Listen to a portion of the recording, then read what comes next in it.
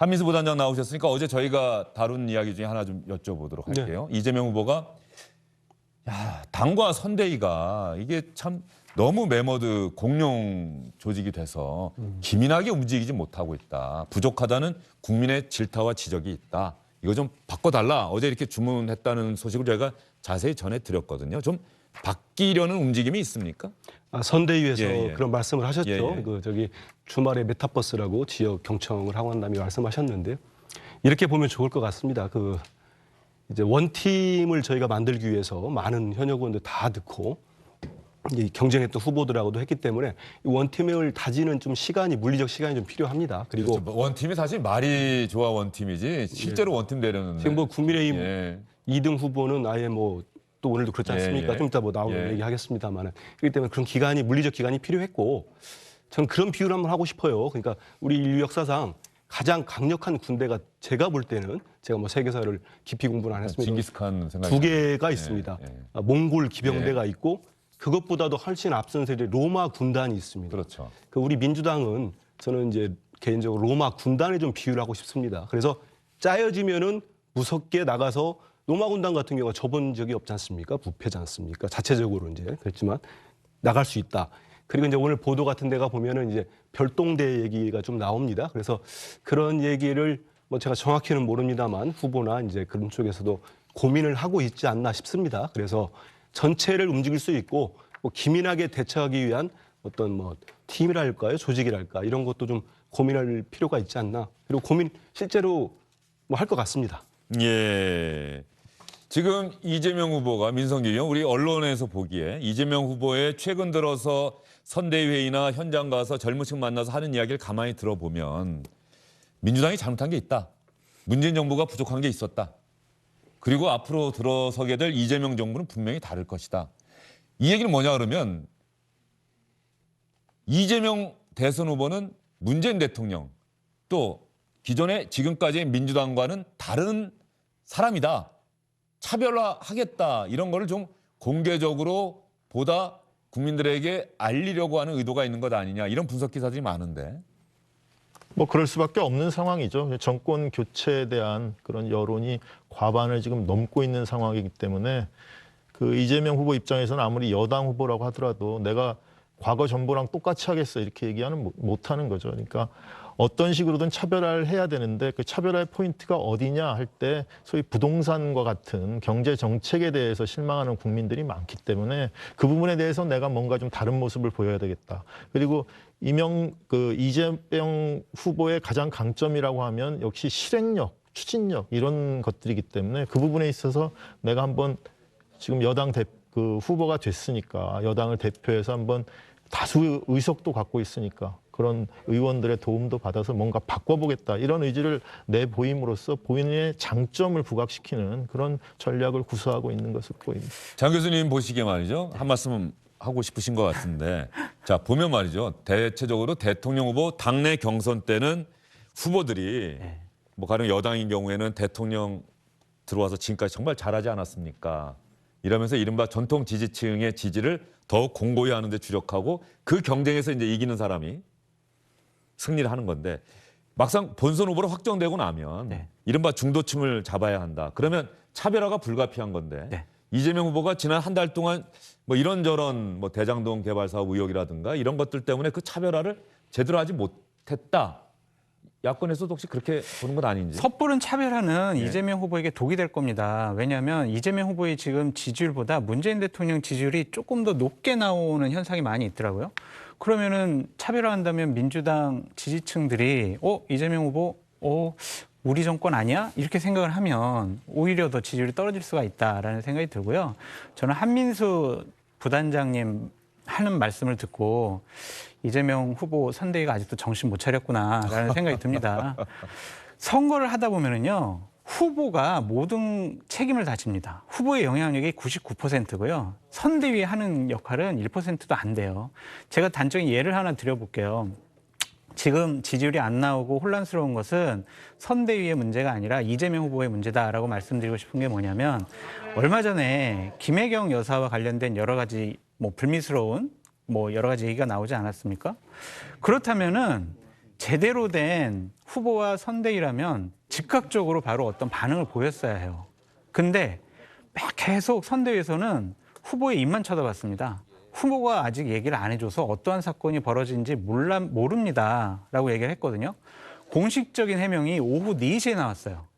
이거는요, 선대위 잘못이 아니라 후보 잘못입니다. 후보가 바로바로 얘기를 해줘야 되고 그런 것들에 대해서 빨리빨리 조치를 취했어야 했는데 계속 선대위에서는 후보의 입과 말과 생각만 바라본 겁니다. 이건 선대위 문제가 아니라 이재명 후보와 이재명 후보의 비서실의 문제다라고 말씀드리고 싶어요. 오후 4시에 해명 나왔다는 건 팩트 체크 좀 해봐야 될 것 같은데 이재명 후보 공식적인 해명. 갖고 이미 아침에 공식적인 해명. 일정을 다 취소한다고 하면서 오늘 하루는 남편이고 싶습니다라고 하는 그 글을 이미 이재명 후보가 나왔는데 올렸고 당에서도 그 다음에 무슨 일이 있었는지를 이것 그 좀 얘기는 확인해서 제가 얘기를 좀 했는데요. 설명을 좀 제가 얘기한 하겠습니다. 거는 예. 공식적인 해명이에요. 여러 가지 불미스러운 얘기들이 돌아다니니까 4시에서야 공식적인 해명을 했어요. 그 얘기는 예. 좀 할게요. 왜냐하면은 뭐 장 교수가 뭐 정신 못 차렸다는 그건 되게 예. 공감할 수 없고 불쾌한 얘기입니다. 그렇지 않고요. 이미 저기 그 아까 말씀한 대로 물리적 그럼 국민의힘 돌아가는 건 보시죠. 앞으로 보고 좀 이따 비판해야 아니 그러니까 보시고 왜냐하면은 그렇게 다른 당이라도 그렇게 얘기하시면 안 됩니다. 왜냐하면 그 아까 그런 물리적 시간도 필요하고 다시 또 잘못된 부분이랄지 좀 후보가 말씀하신 대로 기밀하지 못한 부분들이 있으면 당연히 거기 맞춰서 바꾸는 게 또 조직이고 하는 거 아니겠습니까? 그리고 전체가 들어오다 보니까 규모가 커진 거고요. 아까 그 부인 관련된 얘기는 아침 일찍 우리 앵커 얘기만 한 대로 기자들이 왜냐하면 후보가 일정을 취소하기 때문에 꽤 자세하게 냈습니다. 냈는데 그 중간에 무슨 일이 있었냐면요. 그 이러한 일 때문에 후보 부인께서 넘어지셨고 그래서 병원으로 이송해서 수술을 받았다. 봉합. 그 얘기를 하고 난 뒤에 불과 한 30분, 1시간도 안 돼가지고 이른바 그 사설 정보지라고 해야 되겠죠. 뭐 찌라시라고 하는 광범위하게 돌았습니다. 맞아요. 네. 제 주변에서도 믿지 못할 정도로 많이 돌았어요. 네. 차마 입에 담기도 어려운 또 성남 경기도인가에 근무하는 여성분의 이름까지 나오고 최근에 뭐 퇴직하셨다면 이름도 나오고 후보와 연결을 해서 이건 진짜 비방도 그렇게 비방할 수 없을 정도의 내용들이 불과 1시간, 2시간 사이에 도니까 이거는 그 일반 국민들의 호기심을 넘어선다. 그분 아마 동의하실 겁니다. 모든 분들이. 왜냐하면 그 어느 조직이나 진영이나 어느 특정 세력이 개입된 것 같아요. 저희들이 볼 때. 그래서 검찰에 지금 고발도 해놓은 상태고. 그러고 난 다음에 시시각각 기자들한테 대응을 하다가 이게 개인 정보가 들어있는 거 아니겠습니까? 그거는 후보 부인한테 물어봐야죠. 어느 부위하고 어느 부분. 그래서 저희들이 이제 오후에 가서 공식 입장은 오전에 이미 한 2차례 나갔고요. 오후 4시쯤 해가지고 꽤 장문의 글을 뭐 이해식 의원이 또 후보 부인을 또 이렇게 수행하니까 장문의 글을 올리고 또 후보께서도 직접 개인의 메시지로 이럴 수밖에 없는 사정이 있다. 그래서 취소한 일정을 같이 하시기로 했던 분들에 대해서 사죄의 마음을 또 전달을 하고 이런 게 있었기 때문에 통상의 과정과는 다를 수밖에 없었다. 왜냐하면 아마 저희들이 의심하기로는 좀 수사를 의뢰했으니까 그 좀 실체가 나왔으면 좋겠습니다. 그렇게 마타도어를 하고 그래도 여야의 문제도 아니고 이런 건 저는 진보 보수의 문제도 아니라 생각합니다. 그럼요. 한 사람의 인격과 특히 아무리 국민들이 관심을 갖는 대선 후보와 그 부인이라 하더라도 인격이 있는 거고 그 본인의 그 다쳐가지고 병원에 갔는데 그걸 가지고 이렇게 마타도와 음해를 한다는 거는 좀 그 실체를 밝혀서 앞으로 이건 뭐 윤 후보도 해당될 수 있는 문제 아니겠습니까? 어떤 후보들도 그렇기 때문에 없어졌으면 좋겠습니다. 예. 저는 그 의견에 100% 예. 동의를 하고요. 제가 문제를 삼았던 것은 후보와 선대위와의 어떤 호흡 문제, 효율성 문제 그 부분을 지적한 거다. 근데 이 부분은 아마도 어쨌든 후보이면서 동시에 개인의 사생활에 관련된 부분이기 때문에 사실은 이재명 후보가 선대위에 구체적으로 설명해 주지 않는 한 그런데 부인이 다치고 경황 없고 정신 없고 그때는 또 그랬습니다. 글대로 가슴이 아픈 상황이라고 한다면 뭔가 물어보기가 이거 기자들한테 이거 알려야 됩니다. 지금 저 큰일 났습니다라고 얘기를 하는데 사실 그런 좀 현실적인 어려움은 있는데 그럼에도 불구하고 물어보고 네. 답을 들어서 바로바로 조치. 해명을 해야 한다. 네. 그런 근데 얘기죠. 그 다음날 저희들이 이제 진료 기록도 공개하고 진료 기록 공개하셨습니까? 예, 했었죠. 그다음 CCTV 예. 발에서 했습니다. 예. CCTV도 공개하고 그래도 계속 이런 그런 걸 마타도를 하기 때문에 후보와 부인이 아니 후보께서 119에 신고하는 거 도지사라고 아니 저기 후보라고 표시도 안 하는 누구랑 또 비교까지 해서 또는 영상까지 돌아다녔지 않습니까? 그래서 본인 신원도 밝히지 않고 그 신고하는 그 녹취 파일까지 저희들이 다 공개했잖아요. 그러니까 그렇게까지 하는 게 좀 참 서글픕니다. 그리고 일부 야당 인사들은 그 중요한 대선 후보가 부인 그렇더라도 본인 병원에 보내고 일정을 소화해야 된다는 얘기를 하는 것 같은데 저는 반문을 하고 싶어요. 만약의 경우에 이재명 후보께서 아이 그래 좀 정말 이 봉합이 필요한 수술이 필요하고 119를 불렀는데도 당신은 병원에 가. 나는 저 일정 소화할게. 만약 그랬다면은 야당이나 일부 저기 또 어디야 그런 글을 만드는 사람도 뭐라고 하겠습니까? 이재명은 냉혈한이다. 어떻게 그럴 수 있느냐? 부인이 다쳤는데 그렇게 또 엄청난 공격을 했을 겁니다. 그래서 이 아무리 대선 정국이라도 공격에도 정도가 있다. 이 말씀을 꼭 드리겠습니다. 알겠습니다. 어제도 또 뭐 더 팩트라고 하는 매체에서 김혜경 씨의 외출하는 사진이다라고 해서 예. 그런데 나중에 결과적으로 어제 주영진의 뉴스 브리핑에서 관련 사실을 짧게 보도하는 사이에는 더 팩트는 우리는 분명히 이 사진이 검은 모자에 안경을 쓰고 뭐 망토 같은 외투를 입은 사람이 김혜경 씨가 맞다라고 주장하고 있는 상황이어서 그 상황까지 전해드렸는데 어제 주영진의 뉴스 브리핑이 끝나고 나서 4시 반쯤인가 더 팩트에서 오보임을 인정하고 네, 기사를 그러면서 내렸습니다. 그 사진에서 사실 다른 사람이 김혜경 씨가 맞는 것 같다, 맞다 인정을 했는데 그러면서 민주당 선대위에 상당히 강하게 좀 항의하고 불편해하는 그 기사를 썼더라고요. 더 팩트가. 뭐 저도 그 기사를 왜 우리가 예. 일찍이 이 사진을 어제 그 전날 올리고 그러면 구체적으로 선대위에서 어느 사진이 김혜경 씨가 거기에 있다. 그 사진이 누구다라고 얘기해줬으면은 자기네도 확인하고 했을 텐데 아무런 조치를 취하지 않고 하루를 넘기고 그 다음에 마치 우리에게 더 팩트에게 엄청나게 막 항의한 것처럼 한 건 너무나도 유감이다. 또 이렇게 제가 얘기했더라고요. 지적하는 부분이 그런 부분이에요. 잠깐만 설명해 너무 주겠습니다. 대응이 늦다. 아 그렇지는 않습니다. 왜냐하면 이건 공부단 일이기 때문에 예. 그날 밤에 어떤 일이 벌어졌는지 제가 누구보다 잘 알죠. 예. 우리 같이 일하는 팀원들이 일을 했으니까요. 그쪽에 그 국장한테도 얘기를 했고 바로 여러 군데 얘기를 했습니다. 심할 경우는 이건 분명히 아니다. 우리가 다 확인을 했는데 여러분 그 매체가 보도한 분은 김혜경 씨가 아니다. 부인이 아니다. 그러니까 여사님이 아니고 수행원이다. 확인을 해드렸어요. 근데도 본인들 취재가 맞다고 계속 우겨가지고 그걸 끝까지 안 내렸고 안 내리면 우리는 법적으로 조치할 수밖에 없다. 그렇게까지도 뭐 그 기록이 다 있으니까 예. 통화한 분도 있고 그다음 그 통화 내용을 가지고 저들끼리 또 의논한 그 SNS 방도 있지 않습니까? 그래서 우리 장 소장님은 장 교수님 늦다고 하시는데 그렇지 않습니다. 그 보도가 저희들이 먼저 아는 거는 이 보도 나오기 전에 차량을 4대를 동원해가지고 그 이제 우리 앵커가 말씀하시는 그쪽 입장을 저도 기사로 봤습니다. 근데 자기들은 스토킹이 아니라고 하는데 스토킹의 정의가 뭐겠습니까? 받는 사람이 상대방의 행위로부터 공포심이나 위협감을 느끼면 그게 스토킹이 될 수 있는 겁니다. 근데 아무리 대선 후보의 부인이라 하더라도 그 병원에 가기 위해서 그 기록도 그것도 공개했어요, 저희들이. 좀 너무 심합니다. 그래서 그 기록도 공개했습니다. 병원 가서 진료받은 기록까지 공개를 했는데 그 병원을 가기 위해서 나오는데 그 앞을 지키고 있다가 아니 세상에 부인이 아니 그 병원을 가기 위한 그 환자가 나오는데 차를 4대를 동원했어요. 그 상상이 가십니까, 장 교수님? 본인 차 나가는데 앞뒤로 그 차들 뭐 다 있어요. 저도 미디어오늘 같은데 보도 보니까 다 있더라고요. 그래서 그거는 조금 과도한 취재 방식이 아니었나 하는 게 우리들 입장이고요. 한민수 단장님 네. 그냥 대선 후보니까 집 앞에 사진 기자분들이 있어서 계속 사진 찍는다라는 것은 감내하세요. 선거 한두 번 치러볼 거 아니잖아요. 한두 분이 아니야. 차량도 좋지만은 한 회사가 차량 4대를 동원해서 이동하는 차량을 앞뒤로 쫓아간다는 거는 저는 그런 취재 방식을 못 봤는데. 근데 저는 정말 의구심이 드는 게 수행원이 왜 그렇게 검은 망토에다가 검은 마스크 쓰고 검은 모자 쓰고 그렇게 수행을 하는 게 그냥 좀 이상해요. 그러니까 뭐 많은 국장 국민들도 갖고 좀 얘기하긴 좀 조심스럽긴 한데 근데 사진을 많은 볼 많은 분들이 분들이 또 그런 이상하게 생각을 할 수 생각을 있겠죠. 너무 처음 튄다 보는, 의상이. 예, 처음 그런데 보는 일이었어요. 그때 그 얘기를 하셨어요?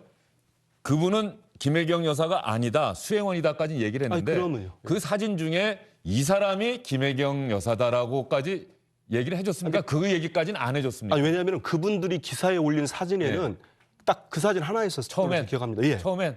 그런데 근데- 나중에 어제 근데 같은 우리가 경우는 무슨 보면은 사진을 찍은지를 몰랐죠. 여러 사진이 있었거든요. 그건 어제 같은 나중에 경우는. 정정할 때 예. 올렸습니다. 예. 그쪽에서. 어제 정정 전에 있었어요. 정정 전에 밑에 제가 내려간 방송 때 사진 봤거든요. 우리가 계속 얘기를 했거든요. 예. 그래서 그 사진 중에 어제 민주당 박찬대 대변인이 그 사진 중에 하얀 마스크에 카키색 점퍼를 입은 사람이 김혜경 여사다라고 어제 오후에 브리핑에서 그 얘기를 하거든요. 네. 그리고 나중에 더 팩트가 그 사실을 인정을 하고 네. 어쨌든 저희도 오보라고 인정을 하면서 뭐 유튜브 다시 보기에서는 어제 그 코너를 아예 빼버렸습니다. 알겠습니다. 그 전까지 여러분께 말씀을 드리고요. 예. 민성기 위원, 양정철 전 여의 민주연구원장 네. 뭐 어쨌든 정가의 보도처럼 선거 때만 되면 양정철이라는 이름이 등장하는데 요즘 최근에 또 언론에 좀 노출이 된 것 같은데 뭐 민주당 선대위 아까 얘기하신 것처럼 뭐 김하병 선대위가 또 별도의 선대위가 구성될지 모르겠습니다만 들어가는 건가요? 아니면 밖에서 뭐 조언을 하는 건가요? 그러니까 오늘 국회에서 있는 행사에 예. 그 아주 오래간만에 이제 모습을 드러내니까 이제 정치권에서는 이 선대위 참여를 위해서 몸풀기 나선 거 아니냐 뭐 이런 얘기가 돌기도 했는데요. 본인은 오늘 명확한 답변을 하지 않았습니다. 그러니까 선대위의 지금 상황에서 내가 참여할 상황은 아닌 것 같다 이런 취지로 답변을 한 거고요. 또 민주당 입장에서 보면 지금 민주당 이재명 후보가 어떻게 됐던 간에 그 윤석열 후보 확정한 이후에 여론조사에서 이기는 여론조사를 제가 못 본 것 같아요. 그러니까 다 지는 걸로 나오고 그리고 선대위가 잘 돌아가고 있느냐 돌아가지 않느냐에 대해서 당내 비판도 많고 초선 의원들 가운데서는 선대위가 현장성이 떨어진다 이런 지적도 하고 있지 않습니까? 그러니까 민주당 입장에서는 뭔가 전국적인 선거를 좀 해보고 경험도 있고 전략도 좀 세울 수 있는 사람 그리고 지난 총선에서 양정철 민주연구원장이 상당한 성과를 거두었기 때문에 그런 측면에서 좀 도와줬으면 좋지 않냐 이런 또 내부 의견도 있는 것 같습니다. 그런데 양정철 전 민주연구원장을 두고는 여권 내에서도 조금 평가가 찬반이 엇갈릴 수가 있는 거죠. 오히려 지금 차별화한다 뭐 이렇게 얘기하고 있는데 문재인 대통령 선거를 책임졌던 실무적으로 문재인 책임졌던 사람 대통령의 아니에요? 복심이 들어오는 게 이게 도움이 되느냐 이런 부분에 대해서 조금 계산해야 될 부분이 있는 거고 그리고 그건 또 타이밍이 해결해 줄 수 있는 부분도 있는 것이죠. 그러니까 그 부분에 대해서는 여권 내에서 좀 더 논의가 있을 것으로 보입니다. 예, 알겠습니다. 그러면 양정철 전 민주연구원장 오랜만에 기자들을 만나서 이야기를 했는데 한번 들어볼게요. 어떤 얘기했는지. 당 선대위 관련해서 좀 내부에서 위기다 이런 말도 나오고 있는데 현재 상황을 좀 어떻게 바라보고 계신지. 매우 어려운 상황이죠. 매우 어려운 상황인데 당사자는 후보라는 좀 소통을 하셨나요? 후보님하고는 저도 이런저런 필요하다 싶은 것들은 또 그 건의나 조언 드리고 또 후보님도 이런저런 답답한 거나 이런 게 있으시면 저한테 연락 주시고 하시기 때문에 선대위에 굳이 제가 참여 안 해도 후보님께 충분히 밖에서 조언을 해드리거나 자문이 되거나 혹은 제가 알아서 좀 힘이 돼드리고 필요한 일들 할 수 있다고 판단을 하기 때문에 제가 굳이 참여를 해야 되나 하는 예, 뭐 밖에서 아마 조언하는 것도 돕는 것 아니겠느냐. 현재로서는 선대위에 들어가는지 또 실제로 이재명 후보가 정말 양정철 전 원장의 선대위 참여를 원하는 건지 원하고 있습니까?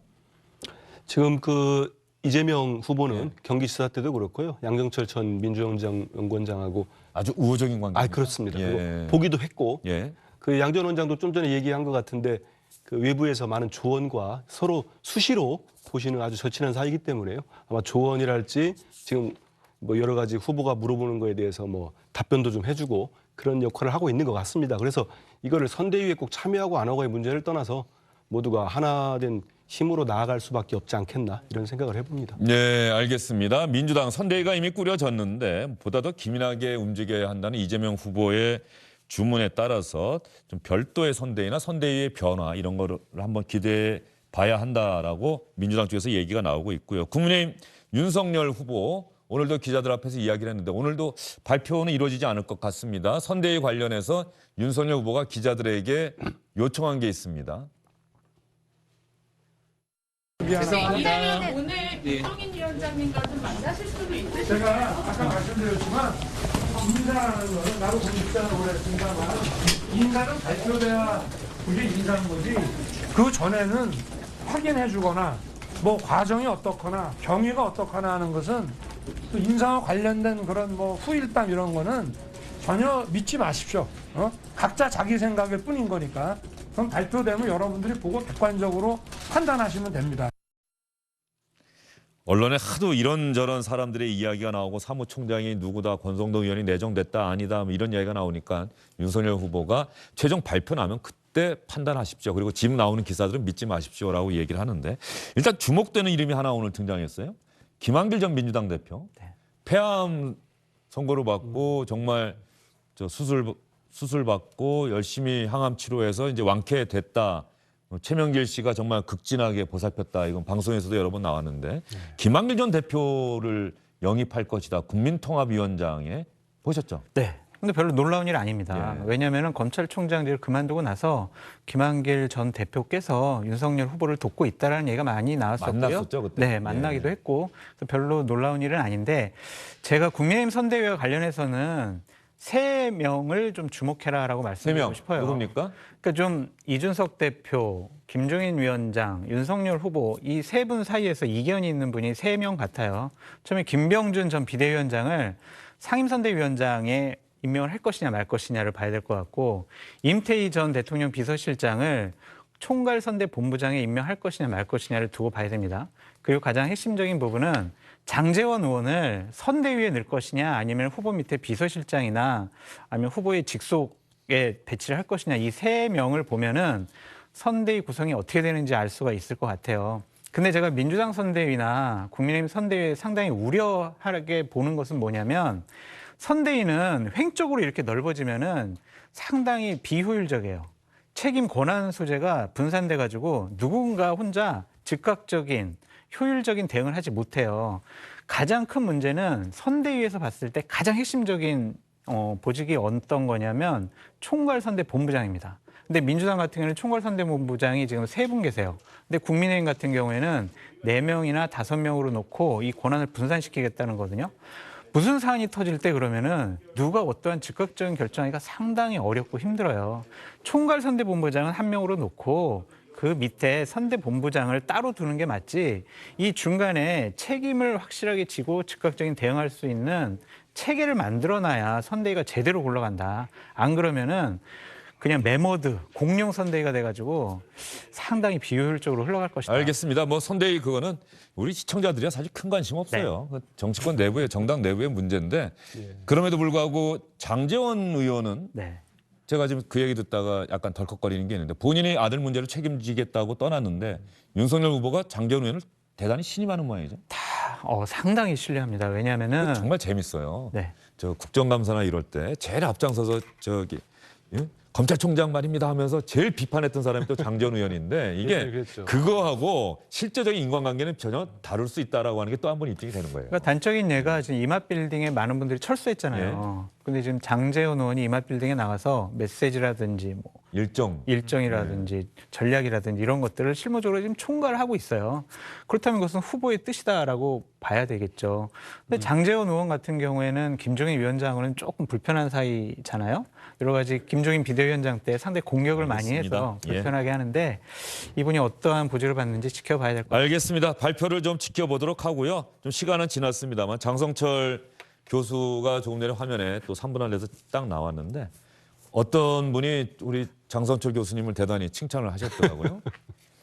국민의힘 경선에서 아쉽게 낙선한 홍준표 후보, 윤석열 후보 돕지 않겠다, 선대에 참여 안 하겠다는 의사를 밝히면서 청년들과의 청문 홍답이라고 하는 그 사이트를 만들어서 청년들의 질문에 대답을 하는데 말이죠.